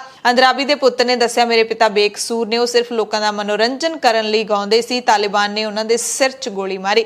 ਜਵਾਦ ਨੇ ਇਨਸਾਫ ਦੀ ਮੰਗ ਕਰਦਿਆਂ ਦੱਸਿਆ ਕਿ ਸਥਾਨਕ ਤਾਲਿਬਾਨ ਪਰਿਸ਼ਦ ਨੇ ਮੇਰੇ ਪਿਤਾ ਦੇ ਕਾਤਲ ਨੂੰ ਸਜ਼ਾ ਦੇਣ ਦਾ ਵਾਅਦਾ ਕੀਤਾ ਹੈ। ਤਾਲਿਬਾਨੀ ਬੁਲਾਰੇ ਜ਼ਬੀਹੁੱਲਾ ਮੁਜ਼ਾਹਿਦ ਨੇ ਵੀ ਦੱਸਿਆ ਕਿ ਇਸ ਘਟਨਾ ਦੀ ਜਾਂਚ ਕੀਤੀ ਜਾਵੇਗੀ, ਪਰ ਸਾਡੇ ਕੋਲ ਕਤਲ ਦੇ ਬਾਰੇ ਕੋਈ ਜਾਣਕਾਰੀ ਨਹੀਂ ਹੈ। ਇਸ ਦੌਰਾਨ ਸੱਭਿਆਚਾਰਕ ਅਧਿਕਾਰਾਂ ਬਾਰੇ ਸੰਯੁਕਤ ਰਾਸ਼ਟਰ ਦੀ ਵਿਸ਼ੇਸ਼ ਸਫੀਰ ਕਰੀਮਾ ਬੈਨੋਨੇ ਨੇ ਟਵਿੱਟਰ ਤੇ ਅੰਦਰਾਬੀ ਦੇ ਕਤਲ ਨੂੰ ਗੰਭੀਰ ਚਿੰਤਾ ਦਾ ਵਿਸ਼ਾ ਦੱਸਿਆ। ਉਹਨਾਂ ਨੇ ਸਰਕਾਰਾਂ ਨੂੰ ਕਿਹਾ ਕਿ ਤਾਲਿਬਾਨ ਨੂੰ ਆਖਣ ਕਲਾਕਾਰਾਂ ਦੇ ਮਨੁੱਖੀ ਹੱਕਾਂ ਦਾ ਸਨਮਾਨ ਕੀਤਾ ਜਾਵੇ। ਐਮਨੈਸਟੀ ਇੰਟਰਨੈਸ਼ਨਲ ਦੇ ਸਕੱਤਰ ਜਨਰਲ ਐਗਨੇਸ ਕੈਲਾਮਾਰਡ ਨੇ ਵੀ ਇਸ ਕਤਲ ਦੀ ਨਿਖੇਧੀ ਕਰਦਿਆਂ ਟਵਿੱਟਰ ਤੇ ਕਿਹਾ ਕਿ ਇਸ ਗੱਲ ਦੇ ਸਬੂਤ ਨੇ ਕਿ 2021 ਦਾ ਤਾਲਿਬਾਨ 2001 ਦੇ ਵਾਂਗ ਹੀ ਹਿੰਸਕ ਹੈ। ਉਹਨਾਂ ਕਿਹਾ ਕਿ 20 ਸਾਲਾਂ ਬਾਅਦ ਵੀ ਕੁਝ ਨਹੀਂ ਬਦਲਿਆ। ਅਫਗਾਨਿਸਤਾਨ ਦੀਆਂ ਅਹਿਮ ਅਪਡੇਟਸ ਤੋਂ ਬਾਅਦ ਇੱਕ ਖਬਰ ਅਮਰੀਕਾ ਤੋਂ ਦੱਸ ਦਿੰਨੇ ਹਾਂ, ਜਿੱਥੇ ਤੂਫਾਨ ਨੇ ਤਬਾਹੀ ਮਚਾ ਰੱਖੀ ਹੈ। ਅਮਰੀਕਾ ਦੇ ਲੁਈਸਿਆਨਾ ਸੂਬੇ ਦੇ ਵਿੱਚ ਚੱਕਰਵਾਤੀ ਤੂਫਾਨ ਆਈਡਾ ਨੇ ਦਸਤਕ ਦੇ ਦਿੱਤੀ ਹੈ, ਜਿਸ ਤੋਂ ਬਾਅਦ ਨਿਊ ਆਰਲੀਨਸ ਸ਼ਹਿਰ ਦੇ ਵਿੱਚ ਬਿਜਲੀ ਗੁੱਲ ਹੋ ਚੁੱਕੀ ਹੈ। ਚੱਕਰਵਾਤੀ ਤੂਫਾਨ ਜਦੋਂ ਜ਼ਮੀਨ ਦੇ ਨਾਲ ਟਕਰਾਇਆ ਤਾਂ 240 ਕਿਲੋਮੀਟਰ ਪ੍ਰਤੀ ਘੰਟੇ ਦੀ ਰਫ਼ਤਾਰ ਦੇ ਨਾਲ ਹਵਾਵਾਂ ਚੱਲ ਰਹੀਆਂ ਸੀ। ਲੋਕਾਂ ਨੂੰ ਸੁਰੱਖਿਅਤ ਥਾਵਾਂ ਤੇ ਜਾਣ ਲਈ ਕਹਿ ਦਿੱਤਾ ਗਿਆ। ਆਈਡਾ ਤੂਫਾਨ ਨੂੰ ਇੱਕ ਤਰ੍ਹਾਂ ਨਾਲ ਸ਼ਹਿਰ ਦੀ ਹੜ੍ਹਾਂ ਤੋਂ ਰੱਖਿਆ ਦੇ ਇੱਕ ਪ੍ਰਯੋਗ ਦੇ ਤੌਰ ਤੇ ਵੀ ਦੇਖਿਆ ਜਾ ਰਿਹਾ ਹੈ। ਦਰਅਸਲ 2005 ਦੇ ਵਿੱਚ ਕੈਟਰੀਨਾ ਚੱਕਰਵਾਤੀ ਤੂਫਾਨ ਤੋਂ ਬਾਅਦ 1800 ਲੋਕ ਮਾਰੇ ਗਏ ਸੀ, ਜਿਸ ਤੋਂ ਬਾਅਦ ਸ਼ਹਿਰ ਦੇ ਵਿੱਚ ਹੜ੍ਹਾਂ ਤੋਂ ਸੁਰੱਖਿਆ ਦੇ ਲਈ ਕਈ ਅਹਿਮ ਕਦਮ ਚੁੱਕੇ ਗਏ। ਲੁਈਸਿਆਨਾ ਦੇ ਵਿੱਚ 7.5 ਲੱਖ ਤੋਂ ਵੀ ਵੱਧ ਘਰਾਂ ਦੀ ਬਿਜਲੀ ਗੁੱਲ ਹੋ ਚੁੱਕੀ ਹੈ। ਰਾਸ਼ਟਰਪਤੀ ਬਾਈਡਨ ਨੇ ਕਿਹਾ ਕਿ ਬਿਜਲੀ ਦੀ ਸਪਲਾਈ ਬਹਾਲ ਕਰਨ ਦੇ ਵਿੱਚ ਹਫ਼ਤਿਆਂ ਦਾ ਸਮਾਂ ਲੱਗ ਸਕਦਾ ਹੈ। ਬੁਲੇਟਿਨ ਦੇ ਵਿੱਚ ਕੁਝ ਖਾਸ ਤੇ ਵੱਡੀਆਂ ਖਬਰਾਂ ਪੂਰੇ ਭਾਰਤ ਦੀਆਂ। ਸਭ ਤੋਂ ਪਹਿਲੀ ਖਬਰ ਉੱਤਰਾਖੰਡ ਤੋਂ ਹੈ, ਜਿੱਥੇ ਪਿਥੌਰਗੜ੍ਹ ਜ਼ਿਲ੍ਹੇ ਦੇ ਜੁੰਮਾ ਪਿੰਡ ਦੇ ਵਿੱਚ ਭਾਰੀ ਮੀਂਹ ਤੋਂ ਬਾਅਦ ਜ਼ਮੀਨ ਧੱਸਣ ਕਾਰਨ 3 ਬੱਚਿਆਂ ਦੀ ਮੌਤ ਹੋ ਗਈ ਹੈ, ਜਦਕਿ 4 ਲੋਕ ਮਲਬੇ ਦੇ ਵਿੱਚ ਹੋਰ ਦੱਬੇ ਹੋਏ ਨੇ। ਇਸ ਬਾਰੇ ਸੂਬੇ ਦੇ ਮੁੱਖ ਮੰਤਰੀ ਪੁਸ਼ਕਰ ਸਿੰਘ ਧਾਮੀ ਨੇ ਟਵੀਟ ਕਰਕੇ ਜਾਣਕਾਰੀ ਦਿੱਤੀ ਹੈ। ਪਿਥੌਰਾਗੜ੍ਹ ਦੇ ਜ਼ਿਲ੍ਹਾ ਅਧਿਕਾਰੀ ਆਸ਼ੀਸ਼ ਚੌਹਾਨ ਨੇ ਕਿਹਾ ਕਿ ਜੁੰਮਾ ਪਿੰਡ ਵਿੱਚ 3 ਅਤੇ ਜਮੂਨੀ ਪਿੰਡ ਵਿੱਚ 6 ਤੋਂ 7 ਲੋਕ ਮਲਬੇ ਦੇ ਵਿੱਚ ਦੱਬੇ ਹੋਏ ਸੀ। ਪ੍ਰਸ਼ਾਸਨ ਨੇ NDRF ਦੀਆਂ ਟੀਮਾਂ ਭੇਜ ਕੇ ਰਾਹਤ ਤੇ ਬਚਾਅ ਕਾਰਜ ਸ਼ੁਰੂ ਕਰ ਦਿੱਤੇ। ਮੀਂਹ ਨੇ ਪੂਰੇ ਇਲਾਕੇ ਦੇ ਵਿੱਚ ਤਬਾਹੀ ਮਚਾਈ ਹੋਈ ਹੈ। ਖੇਡਾਂ ਦੀ ਗੱਲ ਕਰ ਲਈਏ ਤਾਂ ਟੋਕੀਓ ਪੈਰਾਲੰਪਿਕਸ ਇਸ ਵਕਤ ਚੱਲ ਰਹੀਆਂ ਨੇ ਤੇ ਭਾਰਤ ਨੂੰ ਸੋਨੇ ਦੇ ਤਗਮੇ ਮਿਲੇ ਨੇ। ਭਾਰਤੀ ਸ਼ੂਟਰ ਅਵਨੀ ਲੇਖਾਰਾ ਨੇ ਇਤਿਹਾਸ ਲਿਖਦਿਆਂ ਪੈਰਾਲੰਪਿਕਸ ਦੇ ਵਿੱਚ ਸੋਨ ਤਗਮਾ ਜਿੱਤਣ ਵਾਲੀ ਭਾਰਤੀ ਮਹਿਲਾ ਦੇ ਵਜੋਂ ਆਪਣਾ ਨਾਮ ਇਤਿਹਾਸ ਦੇ ਵਿੱਚ ਦਰਜ ਕਰਵਾਇਆ ਹੈ। 19 ਸਾਲਾ ਲੇਖਾਰਾ ਨੇ ਫਾਈਨਲ ਦੇ ਵਿੱਚ 249.6 ਦੇ ਸਕੋਰ ਨਾਲ ਵਿਸ਼ਵ ਰਿਕਾਰਡ ਦੀ ਬਰਾਬਰੀ ਕੀਤੀ, ਜੋ ਕਿ ਨਵਾਂ ਪੈਰਾਲੰਪਿਕ ਰਿਕਾਰਡ ਹੈ। ਟੋਕੀਓ ਪੈਰਾਲੰਪਿਕ ਦੇ ਵਿੱਚ ਭਾਰਤ ਦੇ ਖਿਡਾਰੀ ਸੁਮਿਤ ਅੰਤਲ ਨੇ ਜੈਵਲਿਨ ਥਰੋ ਦੇ ਵਿੱਚ 골ਡ ਮੈਡਲ ਹਾਸਲ ਕੀਤਾ। ਸੁਮਿਤ ਨੇ F64 ਸ਼੍ਰੇਣੀ ਦੇ ਵਿੱਚ 68.55 ਵਿੱਚ ਨੇਜਾ ਸੁੱਟ ਕੇ ਨਾ ਸਿਰਫ ਮੈਡਲ ਜਿੱਤਿਆ, ਸਗੋਂ ਨਵਾਂ ਵਿਸ਼ਵ ਰਿਕਾਰਡ ਵੀ ਕਾਇਮ ਕੀਤਾ। ਸਟਾਰ ਪੈਰਾ ਐਥਲੀਟ ਤੇ 2 ਵਾਰੀ ਸੋਨ ਤਗਮਾ ਜੇਤੂ ਦੇਵੇਂਦਰ ਝਾਂਝਰੀਆ ਨੇ ਟੋਕੀਓ ਪੈਰਾਲੰਪਿਕਸ ਦੇ ਜੈਵਲਿਨ ਥਰੋ ਮੁਕਾਬਲੇ ਦੇ ਵਿੱਚ ਚਾਂਦੀ ਦਾ ਤਗਮਾ ਜਿੱਤਿਆ, ਜਦਕਿ ਡਿਸਕਸ ਥਰੋਅਰ ਯੋਗੇਸ਼ ਕਥੂਨੀਆ ਵੀ ਦੂਸਰੇ ਥਾਂ ਤੇ ਰਹਿ ਕੇ ਚਾਂਦੀ ਦੇ ਹੱਕਦਾਰ ਬਣੇ। ਸੁੰਦਰ ਸਿੰਘ ਗੁਰਜਰ ਦੇ ਹਿੱਸੇ ਕਾਂਸੀ ਆਈ ਤੇ ਪੁਰਸ਼ਾਂ ਦੇ ਨੇਜਾ ਸੁੱਟਣ ਦੇ F46 ਮੁਕਾਬਲੇ ਦੇ ਵਿੱਚ ਝਾਂਝਰੀਆ ਤੋਂ ਬਾਅਦ ਤੀਜੇ ਥਾਂ ਤੇ ਰਹੇ। ਐਥਲੀਟਾਂ ਦੀ ਇਸ ਪ੍ਰਾਪਤੀ ਨਾਲ ਭਾਰਤ ਨੇ ਇਹਨਾਂ ਖੇਡਾਂ ਦੇ ਵਿੱਚ ਸਭ ਤੋਂ ਵੱਧ ਤਗਮੇ ਜਿੱਤਣ ਦੇ ਆਪਣੇ ਪਿਛਲੇ ਰਿਕਾਰਡ ਨੂੰ ਪਿੱਛੇ ਛੱਡ ਦਿੱਤਾ ਹੈ। ਰਾਸ਼ਟਰਪਤੀ ਰਾਮਨਾਥ ਕੋਵਿੰਦ, ਪ੍ਰਧਾਨ ਮੰਤਰੀ ਨਰਿੰਦਰ ਮੋਦੀ, ਗ੍ਰਹਿ ਮੰਤਰੀ ਅਮਿਤ ਸ਼ਾਹ ਨੇ ਖਿਡਾਰੀਆਂ ਨੂੰ ਵਧਾਈ ਦਿੱਤੀ ਹੈ ਤੇ ਹੌਸਲਾ ਅਫਜ਼ਾਈ ਕੀਤੀ ਹੈ। ਪ੍ਰਧਾਨ ਮੰਤਰੀ ਨੇ ਤਾਂ ਫੋਨ ਕਰਕੇ ਸਾਰੇ ਖਿਡਾਰੀਆਂ ਨੂੰ ਵਧਾਈ ਦਿੱਤੀ ਹੈ। ਜੰਮੂ ਕਸ਼ਮੀਰ ਤੋਂ ਖਬਰ ਹੈ, ਜਿੱਥੇ ਪੁੰਛ ਜ਼ਿਲ੍ਹੇ ਦੇ ਵਿੱਚ ਅੱਜ ਤੜਕੇ ਸੁਰੱਖਿਆ ਬਲਾਂ ਨੇ ਕੰਟਰੋਲ ਰੇਖਾ ਦੇ ਨਾਲ ਦਹਿਸ਼ਤਗਰਦਾਂ ਵੱਲੋਂ ਕੀਤੇ ਘੁਸਪੈਠ ਦੇ ਯਤਨਾਂ ਨੂੰ ਨਾਕਾਮ ਕਰ ਦਿੱਤਾ।